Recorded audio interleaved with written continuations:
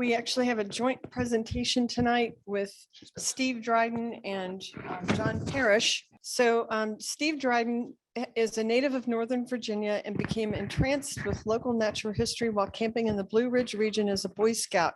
After many years in journalism, he joined the staff of the Audubon Naturalist Society as a media relations director. Later, he was a founding board member of the Rock Creek Conservancy and currently serves as executive director of the Friends of Peirce Mill.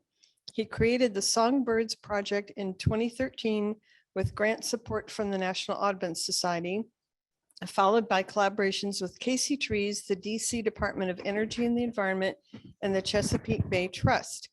In addition to planting more than 500 trees, go Steve, that's great.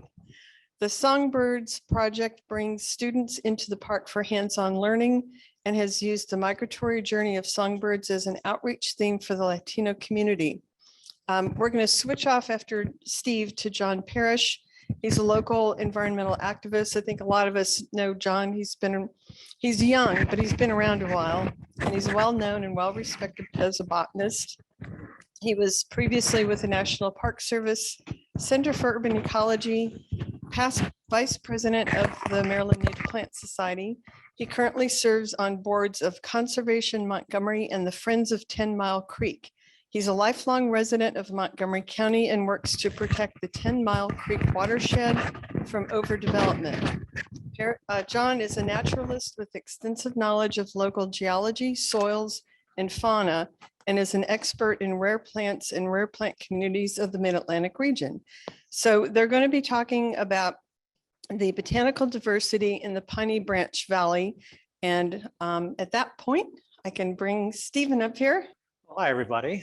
Speaking to an enormous crowd here in the Hilton Garden of Greenbelt. So glad to be here. And my name is Steve Dryden. I'm the director of the Rock Creek Songbirds project. And I think I've spoken to a number of you before because I made a presentation here about 2 or 3 years ago.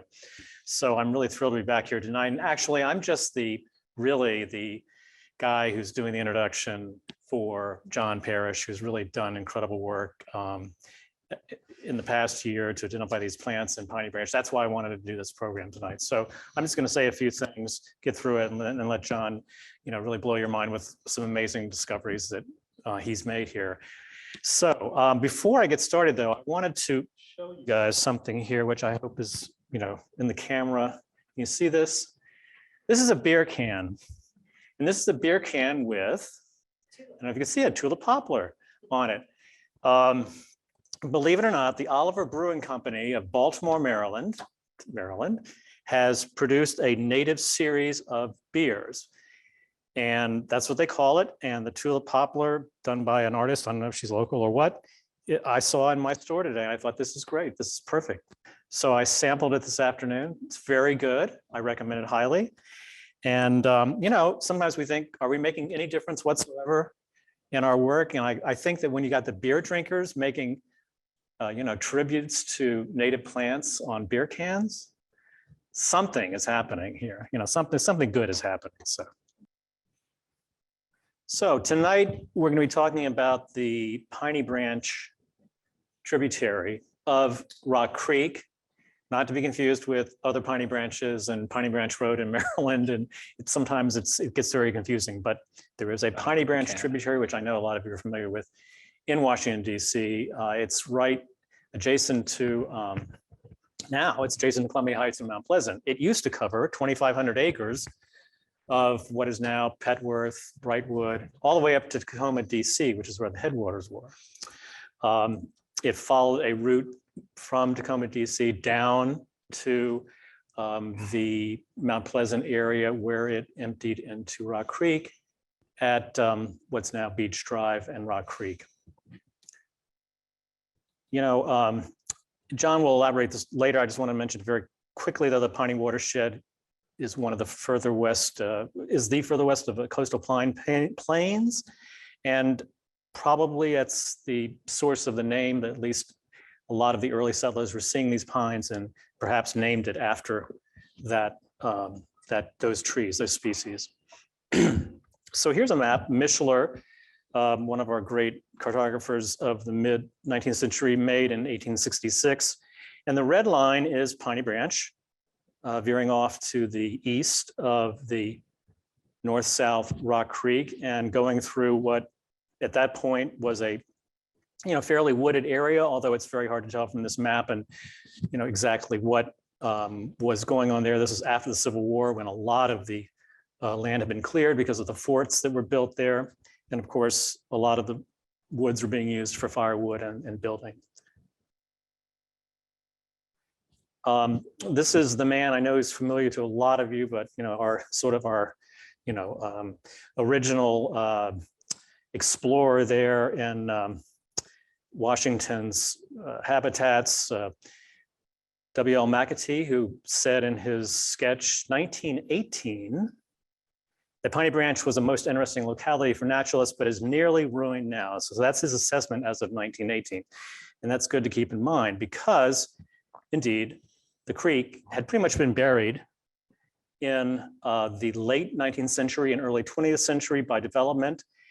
The developers and the city government standing by, did a very good job of basically paving over the watershed for mostly homes and row houses that were needed at that point for the growing federal bureaucracy. So the yellow here on the map shows the former extent of the Piney tributary with all the sub-watersheds and sub-watersheds. And as you can see, that's quite an extensive watershed. As I said, it's the largest in Washington, D.C. of the tributaries of Rock Creek. This will give you an idea of just what happened. This is the valley or depression there right at where Arkansas and Piney Branch Parkway are today. And so if you're looking here, you're looking a bit to the east, northeast from another hill, and you're seeing what was remaining of the Piney Branch Valley and watershed in the 1930s. This is when they were putting the final work together on the parkway, which would come down the center of this photograph from left to right. A moonscape is how I describe it, but no longer today. It's actually quite different. This is the combined sewer outfall facility at Piney Branch and 17th Street, Piney Branch Parkway, which some of you may have seen, one of the ugliest utilities ever devised by engineers in Washington, or probably the whole northeastern United States. This is a football-sized field concrete apron that takes the runoff from that incredible watershed that was paved over. So getting back to Mr. McAtee just for a second, he made a number of discoveries and proposed a number of ideas about what he was seeing in Washington and particularly in Piney Branch, talking about the magnolia bog habitat, which was fairly rare. There are other examples, of course, in Maryland and Virginia and Arlington, Prince George's County. I always loved this quote just because he was so fatherly in his approach to these vanishing places and the antiquity of some of these little waifs. So cheers for Mr. McAtee. Actually, an earlier explorer who I should have put in context here, maybe earlier, was the writer, naturalist, John Burroughs, who I know a lot of you are familiar with. John Burroughs lived at 1332 V Street, near 14th Street. It's on the map there with the little star there. He was a walker, observer, noting what he saw in the 1860s, and remarked about a lot of the native plants that he found. One of them, I just love this little quote from him about the bird's foot violet, about how it was the showiest of all and calling forth rapturous applause. Other plants that were in these bogs, of course, the common sundew. So let's jump forward here to 2022, because, frankly, the past 100 years have not been pretty in Piney Branch. And ask ourselves, what's left today? Well, there's about 67 acres left of the original 2,500 acre watershed. So that's a pretty small portion. And I've been working there with the Songbirds Project now for almost 9 years. And of course, I've been struck with what knowledge I have about how much has disappeared from that area. Not only the things that John Burroughs was remarking upon, I mean, who knows, they may be out there, but just generally speaking, one would look at the area and go, God, what a mess. I mean, you know, the invasive plants are just covering everything. We've been working a lot to get those off of the trees, but it's been quite a horrifying couple of years fighting back those native plants and, excuse me, those invasive plants. And so about a year ago, well, actually a couple of years ago, I asked John, who I knew from Audubon, to come out and take a walk with me down in the wetlands of Piney Branch. And there are extensive wetlands there. We walked down on a late spring morning, I think, and he was struck by some species that he didn't expect to find, or at least were surprises. We noted that at the time, and I filed those away. And then last year, I asked John to come out and do a more formal survey. And the survey was both in the wetlands down there near the sewer, stormwater sewer outfall, and also in the upland forest, which is dominated by chestnut oak with characteristic grass species. So John went to work and he found an amazing list of flora. And this is just actually the wetland in early spring where you can see the skunk cabbage coming up, and it gets even more green and more beautiful as the spring months go on. But on the sides of the slopes there near this wetland and in it, John made some extraordinary discoveries. This is the upland oak woodland, which has both fairly shaded portions. It also has some open areas. Under that are some of those great native grasses, the poverty grass, others that we know would be normally there if they hadn't been planted with bluegrass or zoysia or something else. And luckily, this area was not. I mean, the Park Service bought this back in the 1930s. I'm not sure precisely what was going on there before then, but some of these trees certainly predate that period. And because it hasn't been particularly disturbed up around these trees, you've still got a good collection of what you would normally expect to find underneath these kinds of oaks. And John's going to talk about that. So here's John and one of the giant oaks. And this is where I will give the mic, so to speak, to John, who is remote. But John, take it away. Thank you, Steve. I'm going to start at square one here.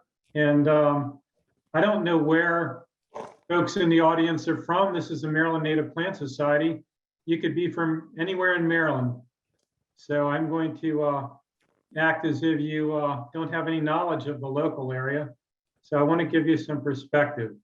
The Piney Branch watershed, as Steve said, it's a tributary of Rock Creek. So Rock Creek is about 25 miles long.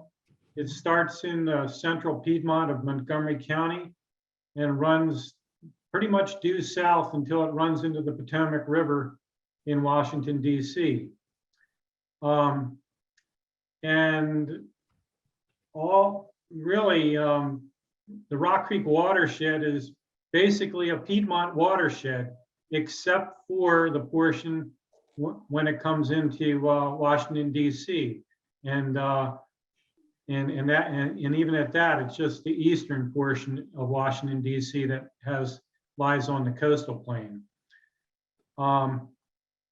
So in this watershed, the elevation up at where the stream starts is about 300 feet, and that's on the south edge of Tacoma Park, DC.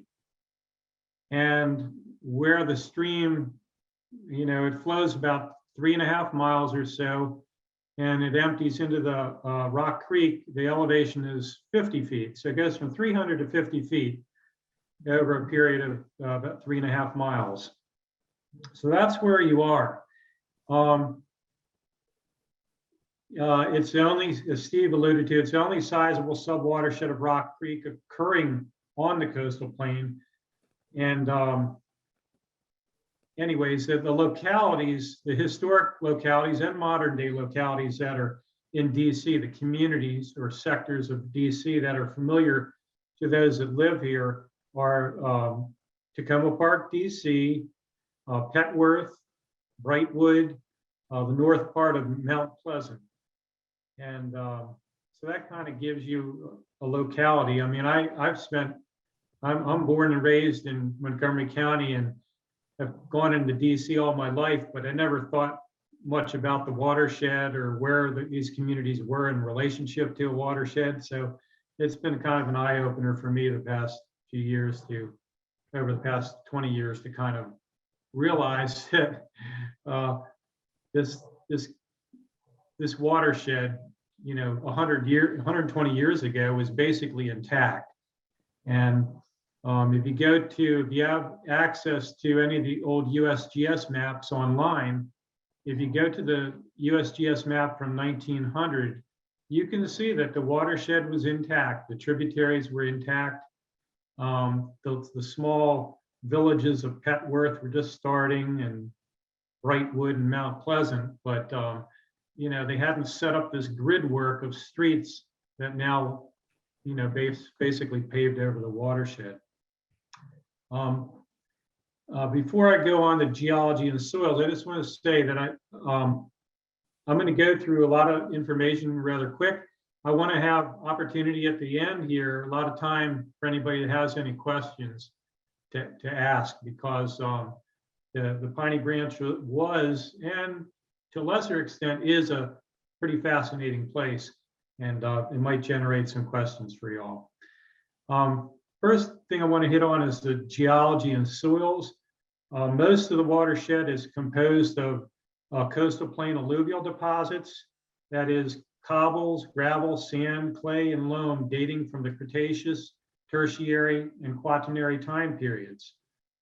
It isn't until you get down in the lower part of the watershed in modern day Rock Creek Park that you pick up silt clay loams and saprolite that's derived from the decomposition of the underlying bedrock.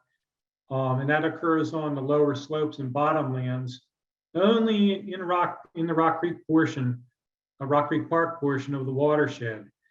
And the plant communities from these Piedmont soils are very different than those that existed on the coastal plain deposits. Anybody interested in geology and soils of anywhere in DC, I highly recommend an old book. It's from 1950. The author is Martha Carr, and she wrote a book called DC Rocks and Their Geologic History. And they talk a lot about Piney Branch, as well as the geologic history of the entire District of Columbia. And that's a geological survey bulletin number 967 from 1950. A more modern day geologic map of the area that I highly recommend is, it's a 1994 update to the Washington West Geologic Quad. And that's by Anthony Fleming and Avery Drake. Some of you might know Tony Fleming because he's presented at the Plant Society meetings in the past, I believe. So that's just in a nutshell, the geology and soils. What I want to go into next is the botanical diversity of the past. And the historical plant surveys in the watershed date to most of them date to the late 1800s, especially between 1876 up to about 1915. And hundreds of plant specimens were collected in the watershed during this time, and they were deposited at the Smithsonian, the U.S. Herbarium down there. That's where they sit, and those can be accessed visually in the Smithsonian's online database to do research. It's a tedious task to go through the database because you just can't click on Piney Branch watershed and see what's in there. You have to actually go into each species to see where it was located in DC. And so it's very time consuming to do that. But that said, I took some time to go through it, and I know that there's hundreds of species of plants from the Piney Branch watershed deposited there. And it just gives you a glimpse of really how fascinating the flora was for that time. When I did my investigations, I was more interested in the rare or uncommon elements, but I did look at some of the common species as well. So the herbarium I found has many specimens of ferns, grasses, sedges, orchids, woody plants, and herbs, all from the Piney Branch watershed. Many of the herbs collected were rare species of dry barren habitats, such as pinweeds, wild indigo, ipecac spurge, lupine, and horsemint. But the bulk of the collections were from what were wetlands there, what we can loosely call bogs. And these were mostly collected from what's called the Holmead Swamp, which was really a magnolia bog. And the other location was in Brightwood. There were two bogs located in the vicinity of Brightwood. These bogs harbored species that are considered by Maryland, and keep in mind, all Washington, D.C. is a chunk taken out of Maryland. So they contain many species that are now endangered in Maryland or even extirpated. I just want to give you a rundown of some of the species that occurred in these bogs in the Piney Branch watershed. Red milkweed, which is state endangered in Maryland. The roundleaf sundew, which Steve showed you a picture of, that's a watch list species. The grass pink orchid, which is either threatened or endangered in Maryland. Rose begonia orchid, which is a watch list species.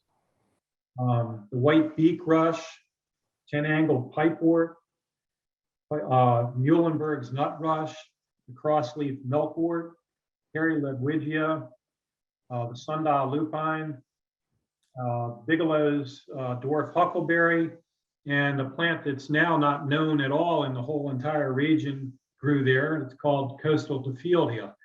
Coastal Tophieldia, Triantha racemosa, that's no longer known in the state of Maryland.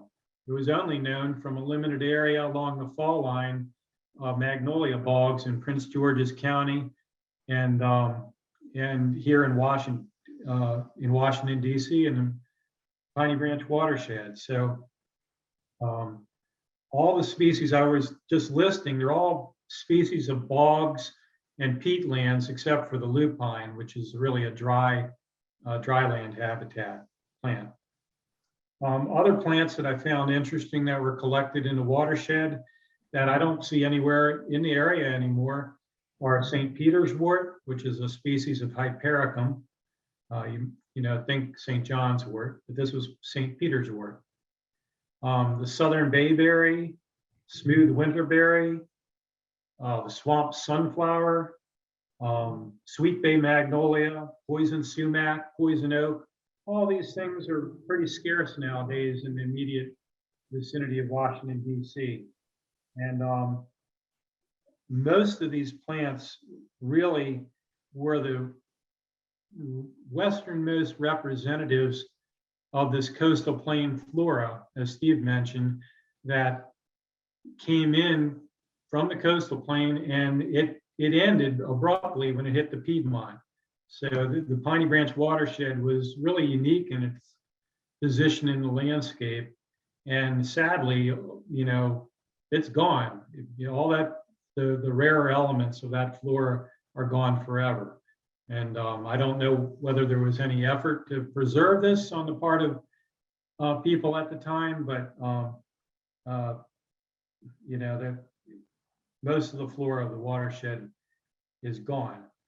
But I want to move next into what still is present in the watershed.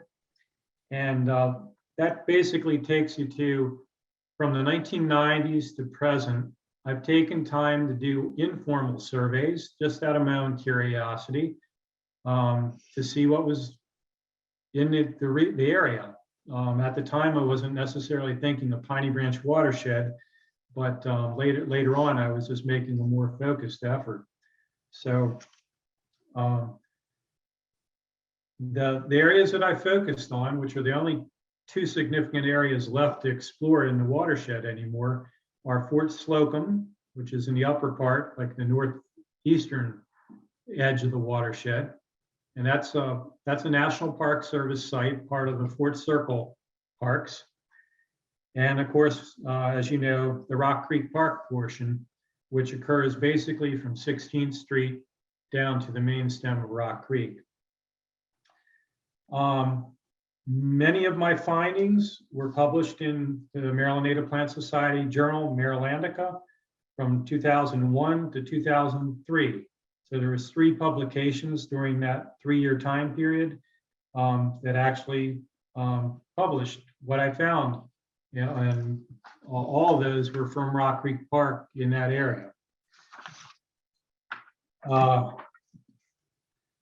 None of, I don't know, I wouldn't say none, but most of what I found there were not rare species. They're species that are common to the region in wetlands. The reason that they were significant was they were new species to the flora of Rock Creek Park.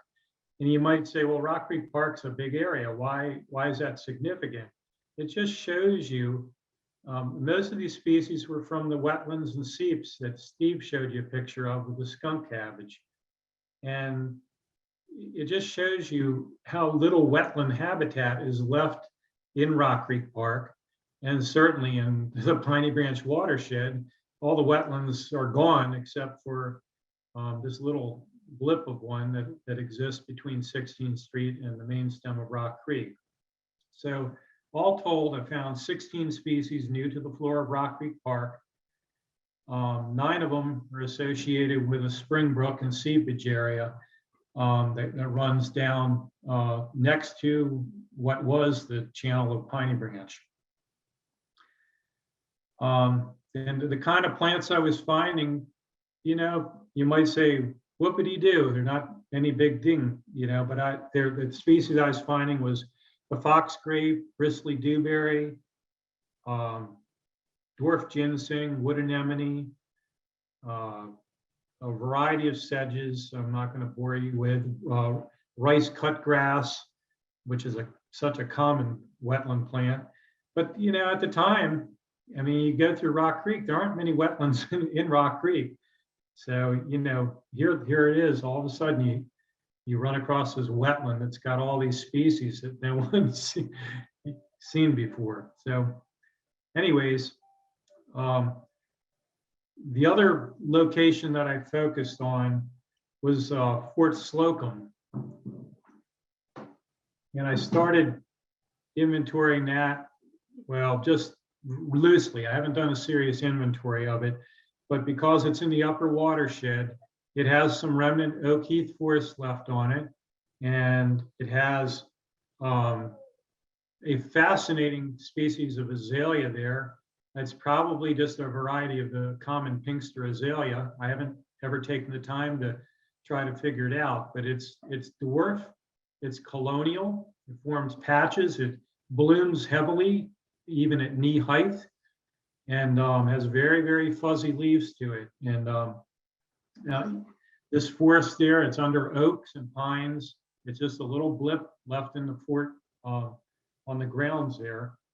And there's also pitch pine that grows at the edge of this property, and a relic of a few of you could tell that property occurred right at the head of one of these seepage wetlands that are now got paved over by the neighborhood next to the park grounds.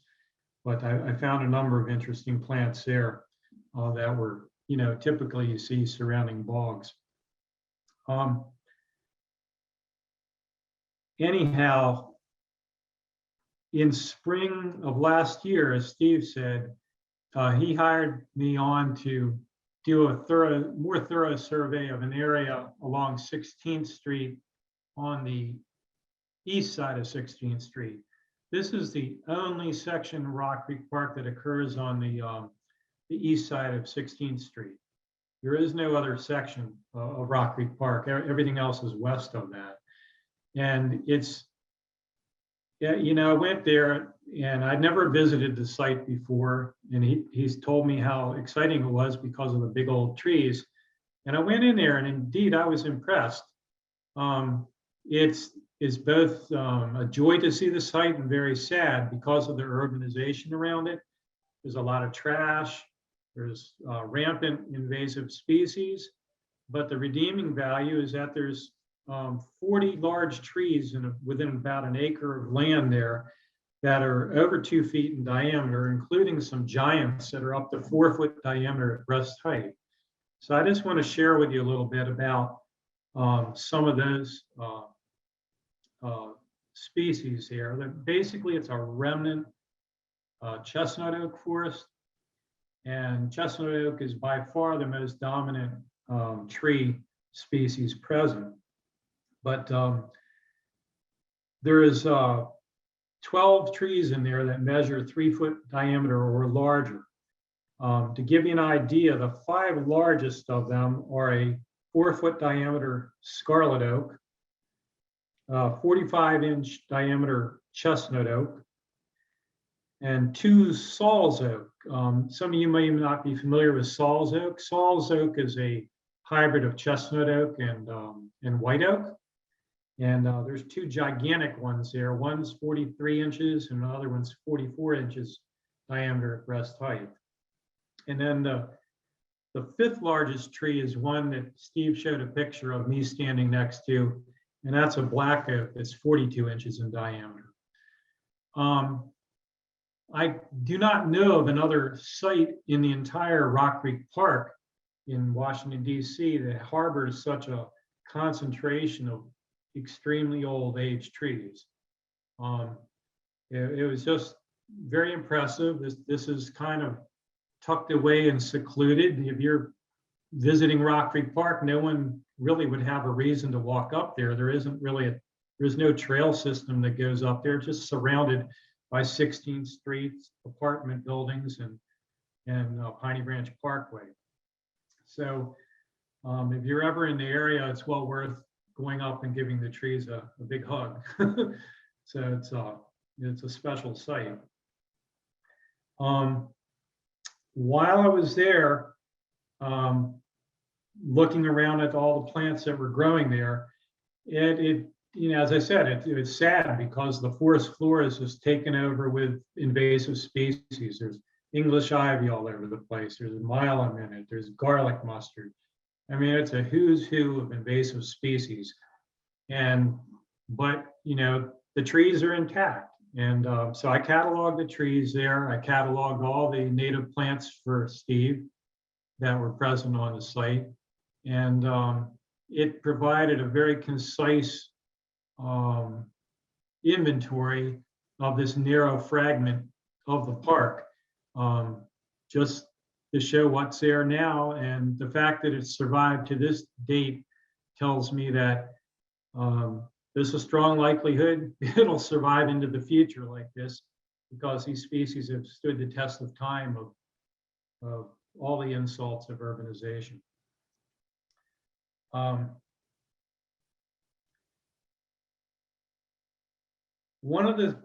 Some of the more fascinating things I found there, as Steve said, there was the high knoll off of Quincy Street is where the concentration of these old oaks are.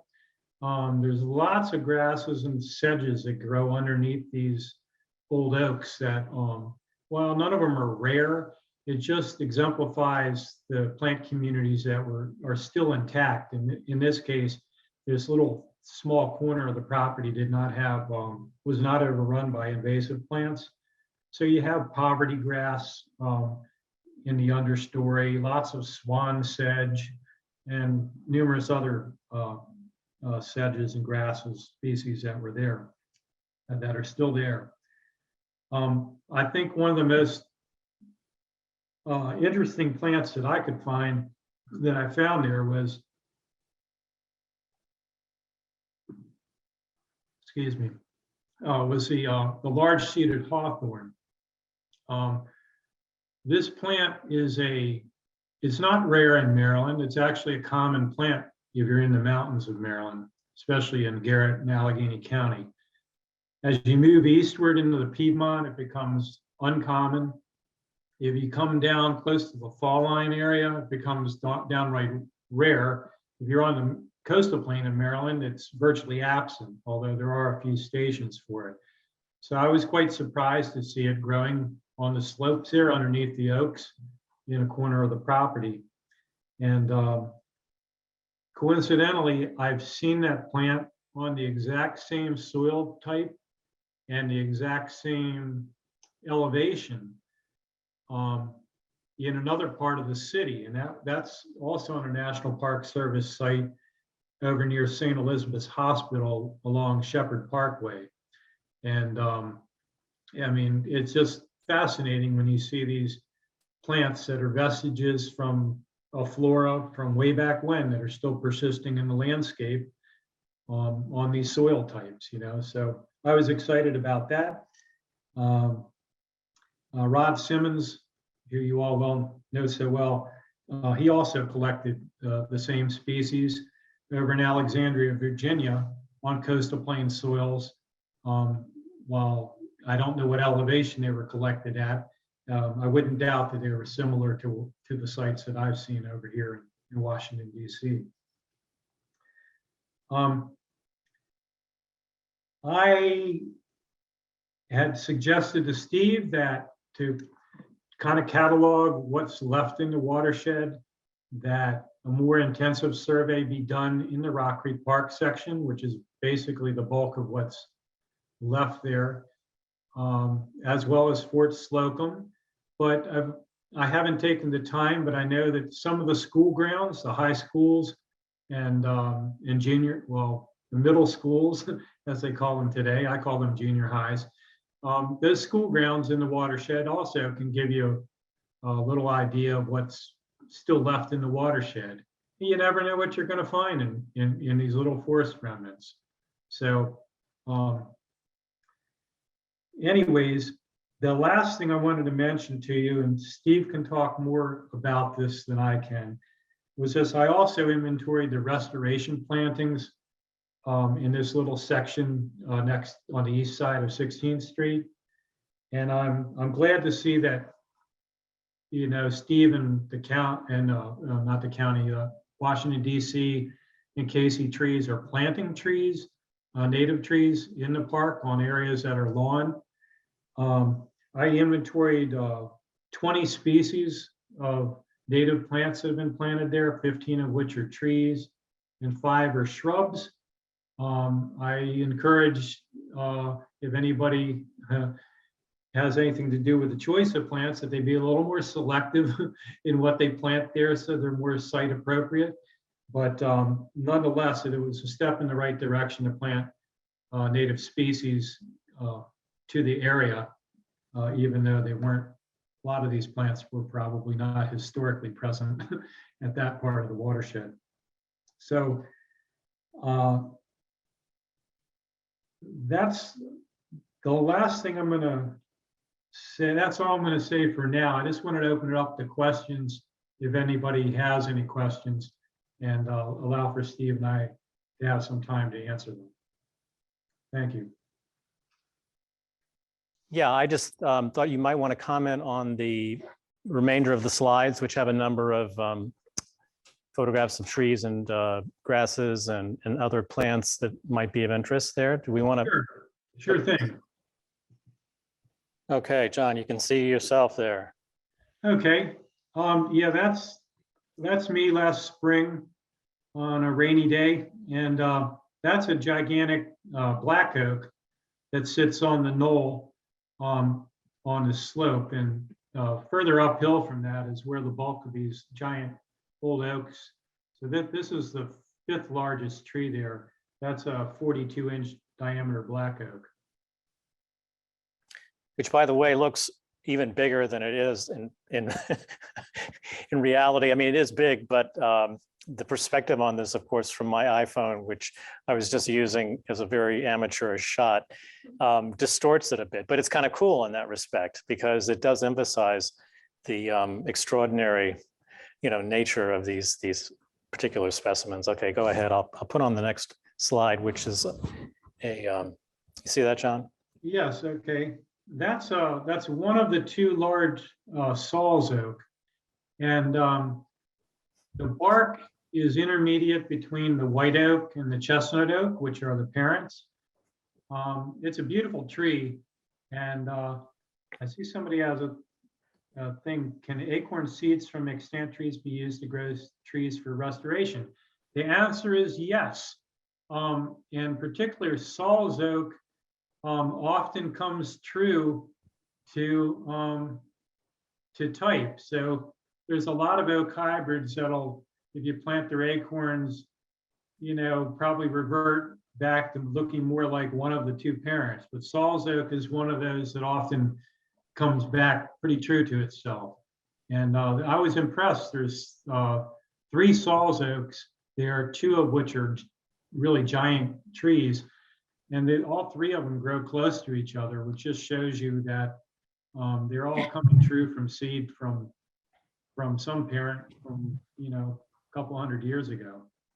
And just parenthetically, let me say that one of the experiments that I'm kind of running very close to this particular tree is a maybe, I don't know, 10 by 10, 100, 200 square foot space that is more or less, a mishmash of invasives and natives. But in any event, I've been noticing that oak sprouts, oak seedlings were coming up in this area. And it's kind of hard to tell sometimes, of course, what they are when they first come up, but they're certainly prolific. And so I just let it, I basically fenced it in a little bit last year. And there's 100 or more seedlings coming up there. It's going to be very interesting to see because some of them are closer to the Saul's oak in terms of the location than the chestnut oaks. Some of them are also close to the black oak. So who knows what we've got going on here. There are a lot of acorns, I'll tell you, in the woods there over the years. And of course, a lot of them are very easily identified as chestnut oak acorns. But okay, next slide. Okay, here's the leaves of. Yeah, that's a post oak.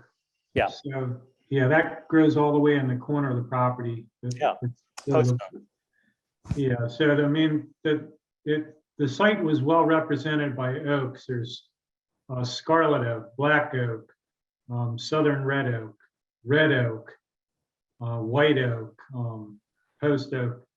I was hoping to find blackjack oak there, but I didn't see any.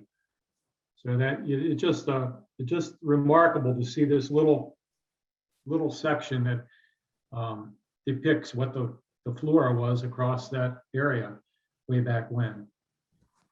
And that I'm glad you included that slide, Steve, because that really shows you the gravel and the cobbles that are embedded in the soil there. Right above, on top, you can see the mosses, and there's lots of sedges there. But that's the cross section of what the soil is like. And even below that point on that slope, you can see there's someone built a retaining wall to hold the soils back from collapsing into the alleyway. And you can see not just cobbles here, some are really classified as boulders. They're bigger than a foot long, water washed boulders that are part of the substrate there. So you get everything from little small gravelly type things, gravel and pebbles, to cobbles, all the way up to boulder size alluvium that was laid down there in ancient times, It occurs to me this is an inadvertent geologic exhibit, which we probably could take students to and others because it's very easy to stand. I mean, this is up maybe 15 feet from ground level, which is an alley basically. But if you stand in that alley, you can see all of this very clearly. And if you lean over, you can see it even better. And it just occurred to me that this would be a great way to take basically teach students about the soil composition and the history, the natural history of this area and what's been going on. This was just sliced off when they made this alley. They basically they just came in with probably with a bulldozer or something and just gouged it down, and they've never done anything with it since except put up this retaining wall, which is rusting and threatening to disappear too. Okay. Yeah, that's my hand in front of I think that's swan sedge, and Steve was taking a photograph of it. But you also, it kind of looks like in the background there, the leaves of white wood aster. Oh yes, lots of that up there. Yeah, I was very impressed. I mean, due to the how urban that area is and the concentration of roads, white-tailed deer have not made much of an impact on the plant communities. And there's hundreds and hundreds of white wood asters that grow up in that area. It was just exciting to see them, because anywhere else you go, it's not uncommon to see white wood asters, but usually they've been browsed heavily. And these, in the late summer and fall, these things bloom prolifically.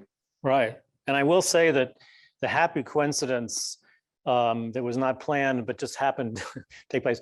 When I started this project, the Songbirds project, within a year or two, the Park Service finally got permission after lawsuits and all kinds of drama and stuff to do the management of the deer herd in Rock Creek. So that began, I think, 2014, and we may be seeing part of the results of that. They are still deer. Yeah, I see them. They are still around, but very, very sparsely populated as far as I can tell. So this is yeah. This takes us back down to, this is a photograph of the sheathed sedge from the wetland on the west side of 16th Street. And, when I found that was a species that hadn't been documented before in Rock Creek Park. So it's not a rare species at all. It's common in wetlands, but it just shows you how little wetland habitat is left in Rock Creek. And Steve, this was new to me, although I'm not surprised to see it. I don't know where you got just off the web. Off the web, yeah. The small leaf jack in the pulpit, for years I wasn't tuned into it because I just see jack in the pulpit and I never took the time to investigate what was what. But over the past 10 years or so, I've really paid a lot of attention to them. And I'm finding that this is a very uncommon species of jack in the pulpit that occurs in the Piedmont and coastal plain. And it's that dark, the spathe on it, that's dark purplish black, that's solid like that, is really distinctive. And I have not taken the time to look and verify that actually occurs in the wetland there. But if you've had it, a picture of it, or have seen that and verified that that's what that is, then that's exciting, because I've only seen that plant associated with acidic wetlands, both in the Piedmont of Montgomery County and in nearby areas of Prince George's County. So that'd be exciting to verify. I may be mistaken, but I thought that was one of the ones that you found about 2 or 3 years ago when you walked through that area with me. I may be mistaken though in putting that in. It may have been, my memory may fail me, but Okay, that's another reason to actually do a concise inventory. yeah, okay. The dwarf ginseng, here again, not a rare plant, but always exciting to see. It's very much ephemeral, comes up in April, gone by June. So unless you're there to see it, you're going to miss it. And there's nice patches of that growing in association with the seepages. They are not in the seeps per se, but on the periphery of them, and it benefits from the constant seepage moisture in the area. And that was also a new documentation of that species for Rock Creek Park. Likewise, wood anemone, here again, not rare, but always a joy to see. And that plant grows very close to the dwarf ginsengs there as well. And that was a new documentation for the park as well. These plants are often overlooked because unless you see them in bloom, they don't necessarily catch your eye. They're all, maybe like 3-4 inches high at the most, but it's always a pleasure to see them. And I'll let Steve handle this one. These look like Native Americans cracking stones, or Right. This is the diorama that was put together for the an exhibition. I'm not sure if it was in Washington. I think it was in Washington, maybe around the turn of the century, by Holmes and his friends, the scientists, because they had made these extraordinary discoveries in Piney Branch right there above these wetland plants that we were just talking about, or basically on those slopes of all these rocks that have been fashioned as tools or discarded. It was basically an open air quarry, which caused them to revise the general theory of Native American habitation in North America. And I know a number of you are familiar with this, but it really was quite a extraordinary discovery and development and revision of what was thought about that, basically, that the habitation was much earlier than was previously thought. So this site is the entire slope of Piney there on the north side of the creek and the CSO outfall. And it is, of course, not something the Park Service wants people to go to, so it's not marked or delineated in any way. But I did want to note it just because it adds some more luster to the kind of exceptional nature of this area. So ongoing, just wanted to close with just a summary of what we're doing. As John mentioned, we need to do some more documentation, more formal surveys, and publish these and get these results too to the Park Service. I mean, the Rock Creek Park administration staff is very, very, very understaffed, to say the least, and has not been able to focus on these kinds of things. I don't think they're aware of these particular aspects of Piney Branch that John's been talking about, and they really do need to be protected. And there's been a lot of human traffic through this area over the years. I mean, this is a sensitive subject because a lot of it's encampments and that kind of thing, and hasn't been resolved yet. But I would certainly argue for as much protection as possible. And letting a lot of this flourish. I mean, that's what's really beautiful about some of this. If you take out those invasive plants, to a certain extent, you're going to allow a new palette or a regenerated palette to emerge. Just the deer tongue grass, for example, is all over that place, but it's competing with a lot of junk. And there's greenbrier, for example. That's good greenbrier, and other hardy natives, and indeed, those whitewood asters, which are such a joy, are very hardy, and they may have been eaten, they may have been trampled, but they just come back. Those guys are just unstoppable.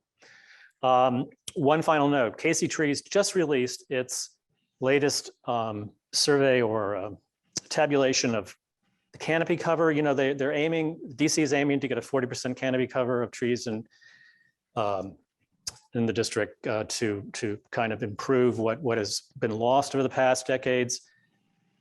Progress was being made, 2006, 36%, 2015, 38%, but the most recent survey or tabulation, 2020 was back down to 37. They're not sure exactly why, but this just underlines the importance of continuing to plant and harbor and foster, you know, the natives that are there. I mean, as I said, you know, we've got an entire grove of chestnut oaks and others probably coming up there, which I hope we can foster. So thank you on behalf of John and myself. There are email addresses if you want to get in touch with us. But thank you so much. And thank you to the Plant Society tonight for letting us present. And I guess we're ready for some real questions now. Thank you. I've been seeing a few questions asking which plants you're talking about from Fort Slocum versus the plants that you're talking about in the Rock Creek Park. Could you go back to that and tell us which communities? What I remember is the dwarf pinkster was Fort Slocum, and the big trees are Rock Creek. And if you could elaborate on both of those. John, go ahead. Yeah, this pinkster azalea is from Fort Slocum. And I'm sorry, what was your other question? Oh, were there others from that were you were remarking upon at Fort Slocum? I think the pitch pine, for example. Yeah, there's pitch pine. There's just a couple of them left. There's more Virginia pines here, but there's an understory there with the azaleas of black huckleberry, high bush blueberry, low bush blueberry, deerberry, and things that you would expect of in an Oak Heath community there. So there's small as it is, there's these little remnants left that are fascinating. There's also the erect goldenrod, Solidago erecta, that grows there at Fort Slocum. Vervain's thoroughwort, which is typically thoroughwort Eupatorium pilosum, that typically grows around the periphery of bogs. And so there's, it's just exciting to roam around there. It doesn't look like much from a distance, but there's a lot there when you start to look at it. Mm-hmm. Amazing. And someone has bumped up 2 earlier chat questions. Can acorns from the extant trees or seeds from the non-oaks be used to grow trees for restoration or be made available as sort of heirloom trees, heirlooms to grow? I would think yes. You could go pick up an acorn. Well, actually, the National Park Service would not like that. Technically, you're not supposed to in a national park. Although I don't know why anybody would forbid something like that, because I would actually get permission from the park to collect the acorns first and then propagate them so that they can carry on their lineage. Another question, what do you mean by a good greenbrier? Do you want to go into that? Sorry, actually, I meant that the greenbrier is good. It is. I don't know of any bad greenbriers. Do you? Greenbriers make great habitat. Yeah. Because Right, they of make course. a tangle of thorns. It's a Yes, great. yes, great you're right. No, I know, they're good. For native insects. I thought I had just confused the matter because I think I was referring to some invasive right before I said greenbrier. I wanted to make sure I was not condemning the greenbriers. We're just teasing. Yes, I know. Another question, are these 2 relict areas fully protected at this point? They are, in that they're owned by the National Park Service. However, the Park Service could do a better job at protecting them. It's difficult. You're at the urban interface here, where people throw trash everywhere. There's people that don't. There's trails crisscrossing the sites, erosion, things like that. And it's probably a low priority for the Park Service, but it's just sad. I mean, there's homeless going on, and people are having to live in the woods in some of these places. So it's not an easy matter to resolve. Yeah, the Piney Branch area is actually a very sort of curious case study in just my experience with Rock Creek Park and other local parks, because it really was more or less abandoned, I think, particularly after the 1968 disturbances in Washington. From all I can see, it was basically let to go feral. And part of the Songbirds project has been to try to rehab some of the picnic facilities, which are still existing there, while removing some of the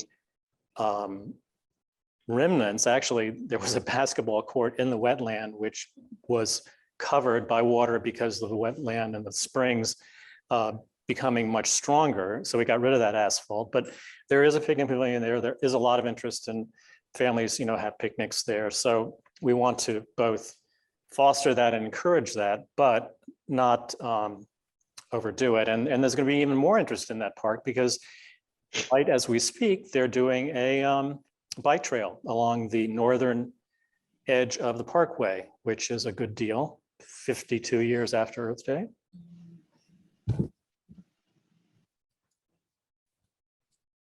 John, I had one question. When we were looking at the photographs of the big trees, it looked like they were right up against a building, and one of them was right in front of a fence of some kind. How did you find them? You said there were no trails up there. Can you kind of walk us through your exploring process to how you found them? Well, they're surrounded by apartment buildings. You just go to the end of Quincy Street off of 14th Street. It's literally the edge of the national park.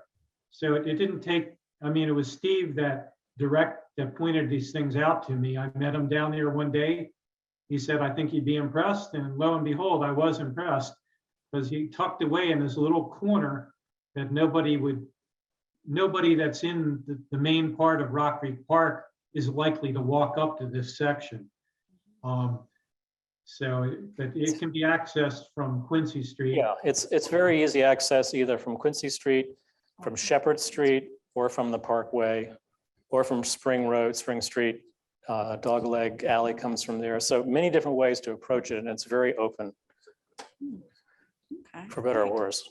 One other question, and do the big trees seem to be regenerating past the seedlings that you noticed? Are they further down the slope? Are they in other areas? Well, there are numerous saplings, actually, oak saplings. I think most of them, to my fairly untrained eye, are the chestnut oaks, but I could be wrong. I think there actually are probably some of the scarlet oaks too, now that I think about it. They're scattered throughout the understory there. And we put cages around them to protect them from deer and human activity. And they seem to be doing okay. They're getting a pretty good amount of sun. So yes, we're seeing more of that. Okay, great.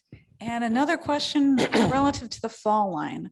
Where would you draw the fall line across this watershed? And the question is, would it be more or less where 16th Street is? This watershed occurs entirely on the coastal plain, but just barely. The fall line of Rock Creek is just upstream of the confluence of Piney Branch with Rock Creek. So that's where you're located. You're located right at the interface between the Piedmont and the coastal plain. But the entire watershed of Piney Branch occurs on coastal plain soils, except for the very lowest part of the valley. It's the very edge of the coastal plain, the extreme edge. Yeah, the extreme westernmost edge. Yeah, yeah.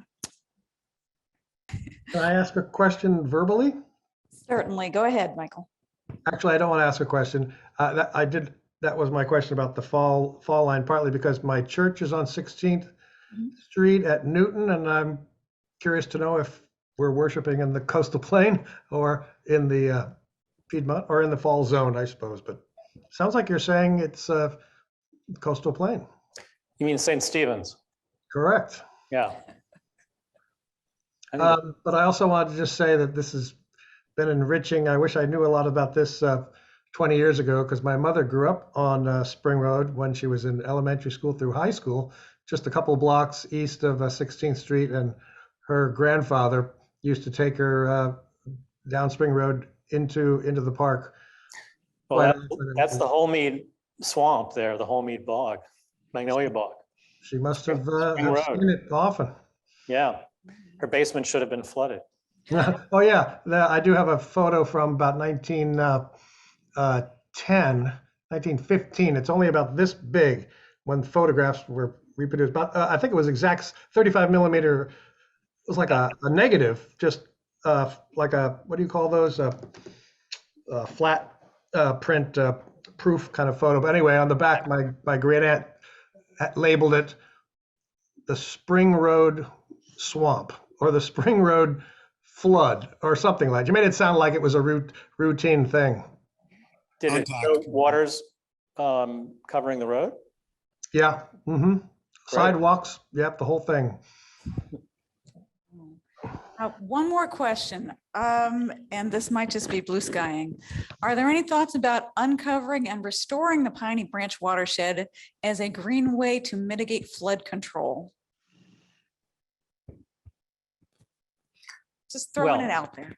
That's a good question, because in fact, what is going on at the moment, it has been going on for several years, is DC Water, because of its requirement to meet the conditions of the consent decree that was given many years ago about stopping pollution of the Potomac, Rock Creek, the Anacostia, has been implementing bioswales, putting in bioswales up in the watershed, the paved part of the watershed, to arrest stormwater. The stormwater currently is so strong that it's triggering the combined sewage overflow system. So they did a lot of different little sites up in the watershed over the past couple of years. They've stopped some of it, but not enough. So at the current time, but not anything that I know any details about, just because they haven't been that open about it, but they are talking about, we know they're talking about putting some kind of a tank, some sort of a storage facility under, I think, the parkway, the Piney Branch Parkway, to arrest that final, I think it's like 1 inch of water, stormwater, so we can pretty much get that combined sewer overflow under control. So that's being, I guess, studied, researched right now, and I'm not sure when they're going to come up with their plans, release them. So some means of mitigating flood damage or overflow damage are being looked at, but it's not really flood. It's flooding in the sense that you're flooding the remaining Rock Creek, Piney Branch stream, the natural stream. That's getting blown out every time there's a big storm. But the real problem, in addition, is that the combined sewer is being triggered, and they need to stop that because of the consent decree, court decree. Wow. Do we have time for one more question? Okay. Okay, good. So here's one. It looked, based on historical photos shared, as if there was a pretty complete destruction of the vegetation in the Arkansas Ave Piney Branch Parkway area. And I see Steve nodding to that. Given that, do you have a sense of how much of the current herbaceous vegetation is there thanks to persistent seed bank versus recolonization from elsewhere? Just do you have a sense of that? Yeah, that's a very good question too, because I've thought about that a lot myself. I think that the view that we saw there was looking northeast, and that section today is pretty much just an open field with a little bit of remnant woodland. And to the right and to the left of that view are strips of woodland, and the one on the right is the one that we were just talking about, the chestnut oak. And I think that, of course, was left undisturbed, thankfully. So, however, the exact extent of the remaining, or what was left, is hard to determine. One thing that John discovered, which is very interesting, we didn't touch on tonight, was that actually, if you look at that space today, those slopes around the parkway, you'll see all of these enormous white barked trees, which you would say just to the untrained eye, sycamore. And that's very normal to see in a place like this. But no, John actually determined that most of these are London plane trees, Oh, wow. which I guess the Park Service in its wisdom put in there. I was hearing about this last night in another presentation and talking about how London plane trees are everywhere. For some reason, I guess they're very hardy, but John, you want to comment on that? Yeah, the main reason they were planted was as a disease-resistant substitute for the American sycamore. Yeah, And I personally think it was unnecessary. The anthracnose disease wilt that happens to American sycamore almost every spring, it knocks out the new growth for a while, and then it goes through that motion in the spring, and then it leaves right back out and everything's fine. So it doesn't kill the tree. And I find the American sycamore, the bark of the tree, to be so much more ornamentally outstanding than the London plane. So that's my opinion. And one other question, is it safe to walk around Fort Slocum? Fort Slocum, I feel safe, fairly safe at, much more safe than I do at the other site, by 16th Street. I mean, if you go there, no matter where you go in the city, I just recommend you go with a friend or a couple friends, just for safety's sake. I personally felt kind of vulnerable at times at the Quincy Street site due to extreme arguments going on in the apartment buildings nearby. And I was unnerved 2 nights ago when I heard on the news this policeman getting shot at the Quincy and 14th, which is right next to one of the sites I inventoried. So as for Fort Slocum, I'd feel far more safer up in that area, but no matter where you go, it's always good to take a friend with you. yeah. I mean, one of the objectives of what we've been trying to do with the Songbirds project is just to encourage more normal use of the park. You know, kids, families playing football, doing whatever, which they don't do that much there because it is kind of scary given some of the activities that are going on, and the cops really don't know what to do about it or can't, nor can the city. So this is an ongoing problem. I just personally, I've been walking around there for 8 years or so. I've never really been bothered by anybody. Yes, there's a lot of weird stuff going on, but if you sort of look like you're doing native plant surveys, nobody's going to bother you. You know, so they figure, oh wow, that guy he's off on his own trip. Yeah, they're nuts. Yeah, I wasn't bothered by anybody. Yeah, you weren't, but yeah. But that said, I was looking over my shoulder from time to time. Sure. Okay, great, thanks. Several people at different times in the chat were asking for maps or directions. And so for Quincy Street, you said 14th and Quincy, but little sketchy, bring friends. Yes. And Fort Slocum, is there a section of Fort Slocum that is the more interesting section? And how would we get to that part? If you go to Fort Slocum, it's small enough. You just look for the wooded part. Okay. There's a lot of open area there that's mowed. Just look for the wooded part. I can't. Actually, I have a map here. I can tell you. Unless Steve, you know. Fort Slocum is off of. Is just. Let's see. And while John is doing that, there is a recommendation in the chat for great Mexican and Central American restaurants on 14th Street. So if you are going to 14th and Quincy, stop in and have a meal. Yeah, taquerias. Fort Slocum is located on Kansas Avenue, right near the intersection of North Dakota and Kansas Avenue.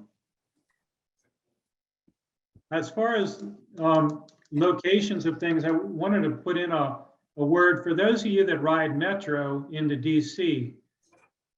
Just to give you a setting perspective, when you're at the Tacoma Park Metro and you're on the car there and you're getting ready to go toward Fort Totten, as you head down into DC from the Tacoma Metro, look out to your right as you're going into DC.